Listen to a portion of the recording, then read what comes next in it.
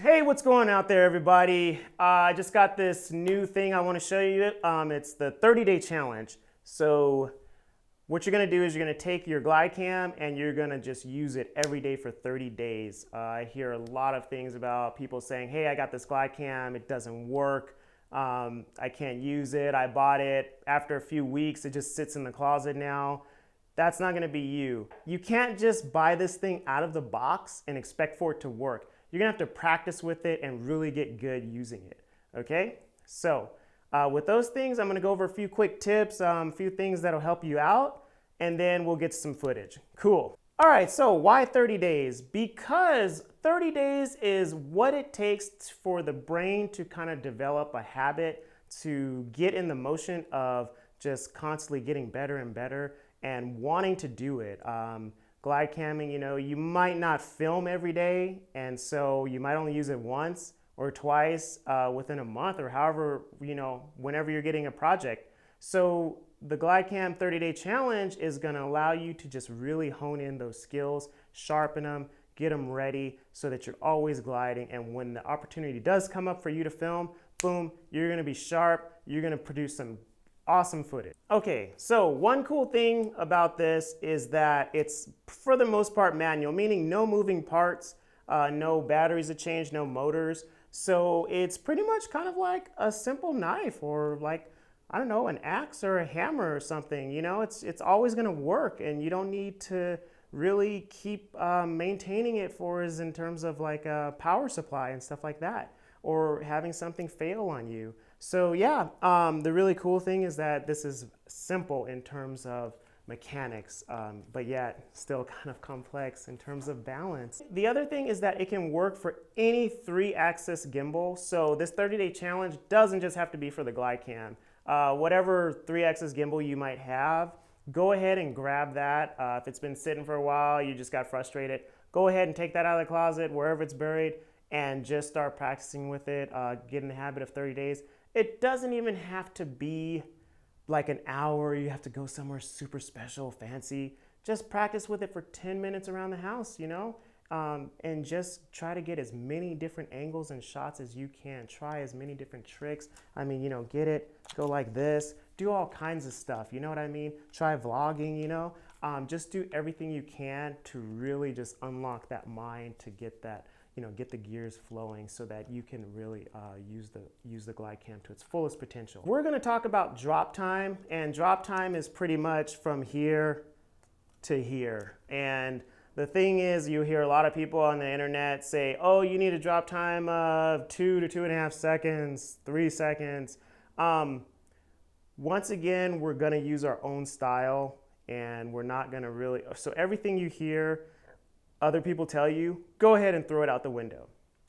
Okay, so whatever they say, hey, this is what I do, you're not gonna listen to it because you're gonna develop your own style. What works for you is what's gonna be the best. So for me, I actually use a drop time of 4 seconds. And because this thing is so precise, meaning that like any tiny little movement will throw the whole balance off, use a stopwatch when you're doing this drop time just to keep consistent with the precision. You'll hear people say, oh, just count 1 1,000, 2 1,000, but that's not too accurate. And sometimes, they don't start counting until it's like right here, until it gets to right here. But no, hold a stopwatch in this hand, get ready. The minute you let go, hit that button, wait for it to fall, hit that button again, and then record your time. Get about 3 times and then just see which one, take the average of all 3, and then that's gonna be your drop time. So yeah, don't listen to drop times, because the other cool thing is that if you have a short drop time, that may work for you on a certain project where you need a lot of movement. There might be a project where you need really slow drop time, and that's gonna work for you. The other thing is, think of it like you're going to outer space. So the faster or the shorter drop time, from like, let's say 1 to 2 seconds, you're closer to Earth, more gravity. The further you get out into outer space, that's going to be like the higher the number, and it's going to simulate more zero gravity. And yeah, if you do go high enough, then you will get to a point where it just will not fall, and you will have to bring it back down. You have to come back to Earth. So unfortunately, yeah. So work on that. play around with drop times to see what you like and go from there. Like sometimes, you know, if you're gonna boom up, then you might want a really slow drop time just so you're not constantly fighting the downward pull. Yeah, but if you want kind of like a walking motion, you're following two actors, you might want a little bit of movement in there. So it just all depends. Play around with it. Glide hand placement. That is this hand right here, your guiding hand, and where it sits while you're gliding. So you'll hear a lot of people once again say, hold it in the middle, very light touch. Once again, we're talking about our own style. What's gonna work for us? For me, I don't hold it in the middle. I don't hold it on the top. I don't hold it on the bottom. I hold it according to what I need out of the footage. So for example, if I do need to boom up really quick, then I'm not gonna boom up from here because it's gonna take too long, less leverage. I'm gonna boom up from down here where I can go up really quick or, you know, come down really fast. So the way to look at it is the higher up you are, the less control you're gonna have, meaning you can put in more input, but the reaction time is not gonna be as dramatic. Whereas the lower you are, then the slightest input, the more it's gonna react, the faster it's gonna react. If I need to move it, like, you know, here and control it, then I'll use the top part. But let's say that I need to move it from down here and, you know, really kind of simulate some movement, then I'll use it from the base just because it's it's gonna give me more feedback right away. So that's one thing to play around with. Play around with up top and down low and in the middle. The middle is good too. Don't just because I said don't use the middle, or just because, you know, I kind of mentioned these other two, doesn't mean that the middle is bad. So yeah, you use it wherever you want, and you're gonna find out some cool things about hand placement for the Glidecam. So yeah, really practice that during your 30-day challenge. Okay, so the walk is very important. One thing I will recommend is that you bend your knees, keep your back straight, keep this locked. Sometimes you can bend it, you know, if you need to for like some really fancy shots, but for the most part, try to keep it locked. The other thing is your muscles are gonna hurt in the beginning, but the more you use it throughout those 30 days, these muscles are gonna get stronger. It's just like rock climbing or ice skating or ice hockey, you know, like if you've never tried ice hockey or climbed before, then your muscles are going to be aching the next day because you've never used those muscles, and they're just like really kind of specific muscles to what you're doing. So it's the same thing with the Glidecam. So don't think, oh man, this sucks, it's too heavy, just wears down on my muscles. No, they're going to get stronger and you're going to glide longer. So just keep practicing, and it's just think of it as a workout. Okay, let's talk about maintenance. Maintenance is one of those things with the Glidecam that it is almost non-existent because this thing is so durable and simple. One thing I do recommend though is that you oil the bearing from time to time, and if you need a calibration, go ahead and contact Glidecam. They will be more than happy to calibrate your unit. They're a really awesome company, and the customer service is 5-star. So going back to oiling, one thing that I like to do is I'll take some Super Lube. Super Lube is like my favorite oil. And I'll use some Super Lube high viscosity or medium high, so it's a little thick. But once again, it's my style, it's what I like. I'm going against the grain. So I'll put a line of Super Lube on the ring. I'll take a vacuum cleaner, pull that lube through from the bottom, and then go ahead and just spin it until, you know, it kind of works in there on the bearings and stuff like that. And then that's pretty much it. The other thing is, if you take it to the beach, anywhere there's salt water and salt water kind of gets on there, even if it doesn't, I would still kind of wash it down with water when you get home.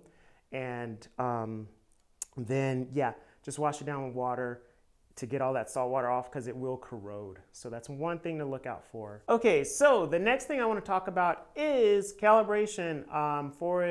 Whenever you remove your camera from the mount, or if you have a quick release and you take that off, or you know you have it's mounted to the base plate, whatever, anytime you remove the camera and you put it back on, calibrate it, because it's going to be off just by a little bit, and you're going to be fighting it, and you're like, why am I fighting it so much? I didn't have to fight it this much last time.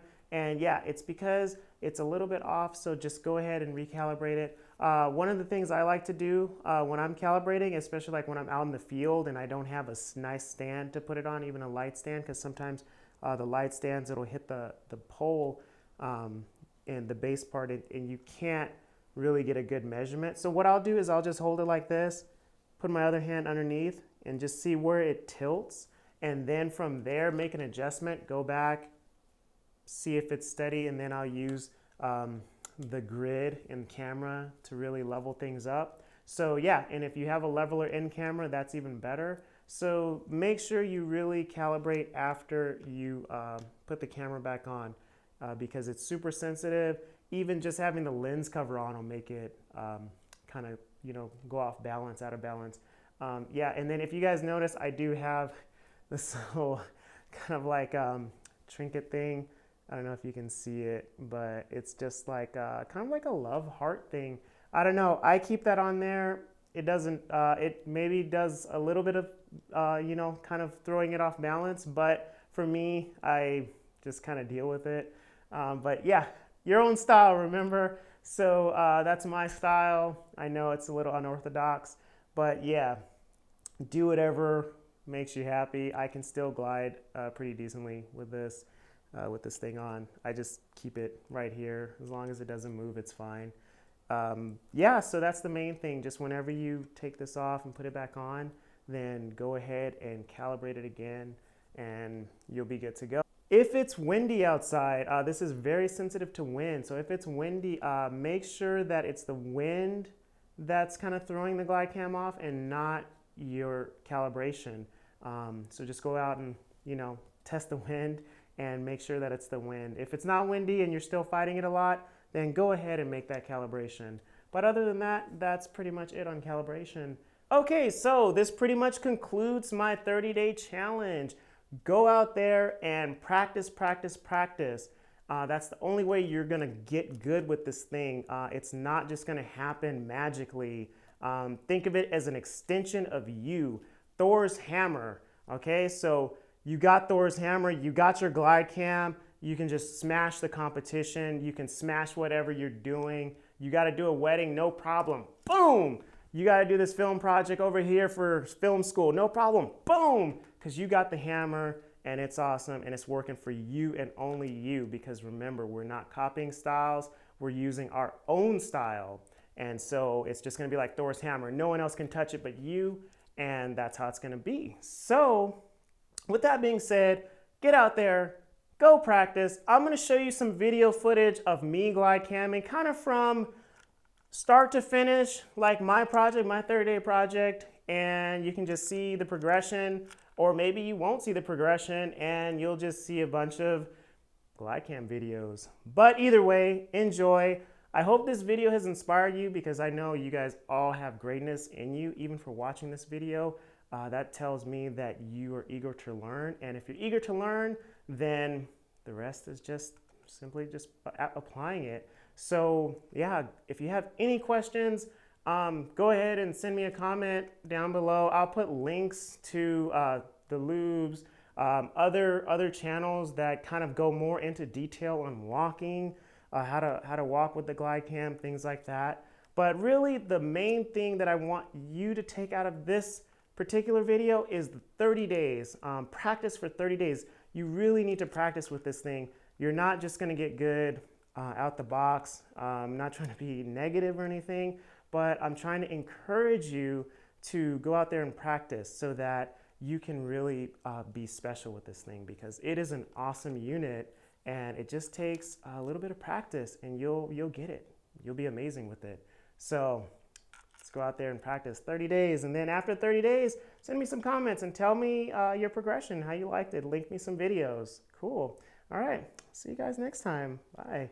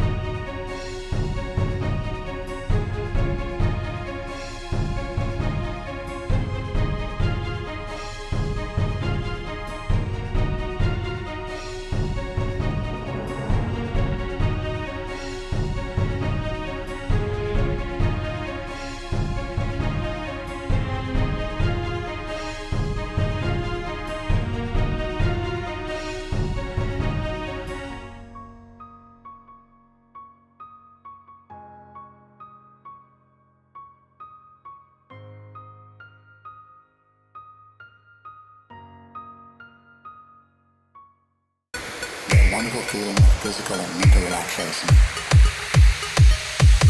Powerful effects.